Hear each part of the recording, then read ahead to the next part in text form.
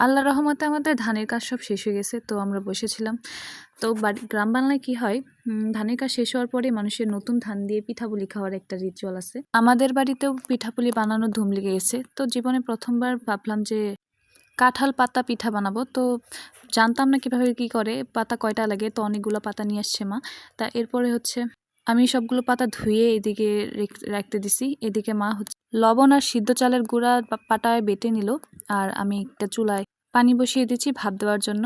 তো প্রথমে একটা পাতাতে হচ্ছে সুন্দরভাবে তেল লাগিয়ে নিতে হবে, যাতে হচ্ছে পিঠাটা সুন্দরভাবে উঠে যায় পাতা থেকে। তো সুন্দর করে প্রথমেই আস্তে আস্তে চামচ দিয়ে বা হাত দিয়েই দেওয়া যায়, ভালোভাবে পাতার নিচের পৃষ্ঠাতে সুন্দর করে দিতে হবে। যে পাতাগুলো আমি ধুইছিলাম সেগুলো দিয়ে দিছি। তো এই যে দেখতে পাচ্ছেন, এইভাবে দিবেন একেবারে পাতা সাইজে। পেছনের সাইডে যদি থাকে সেগুলো আবার তুলে ফেলে দেবেন। তো দেওয়ার পরেই এগুলো হচ্ছে ভাপে দিয়ে দিলাম। মা দিয়ে দিল, আমি দিইনি। এরপর ঢেকে দিলাম। ঢেকে দেওয়ার পরে প্রায় 1 মিনিট মতো ওয়েট করতে হবে। তারপর এটা নামিয়ে নিতে হবে। নামিয়ে নেওয়ার সাথে সাথে তোলা যাবে না, কিছুক্ষণ এটাকে ঠান্ডা করতে হবে। ঠান্ডা করার পরে আস্তে আস্তে খুবই সাবধানতার সাথে এটাকে তুলে নিতে হবে, যাতে এটা ছিঁড়ে না যায়, কারণ ছিঁড়ে গেলে এটার শেপটা নষ্ট হয়ে যাবে এবং দেখতে সুন্দর লাগবে না। তো আমি খুবই সাবধানতার সাথে এটা আস্তে আস্তে এটা তুলে নিতেছিলাম, দেখতেই পারতেছেন।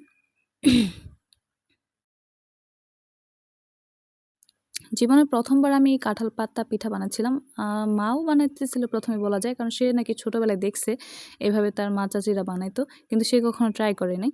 তো দেখা যাক প্রথমবার বানানোতে কেমন হয়েছে, এটাই আপনাদের সাথে শেয়ার করব।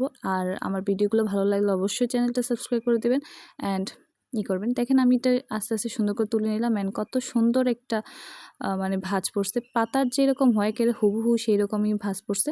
তো এটা হচ্ছে শুকিয়ে নেওয়ার পর আমি শুকিয়ে নেওয়ার ক্লিপটা তুলে নিই। তো দেখতে পারতেছেন পুরা হুবহু কাঁঠাল পাতা। আমার জীবনে প্রথমবার ট্রাইতে মাশাআল্লাহ অনেক ভালোই হয়েছে। আপনারা দেখতে পারতেছেন, আপনারাও বাসায় ট্রাই করবেন।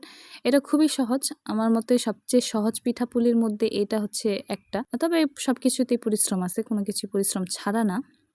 তো ভিডিওটি ভালো লাগলে চ্যানেলটি সাবস্ক্রাইব করে দেবেন।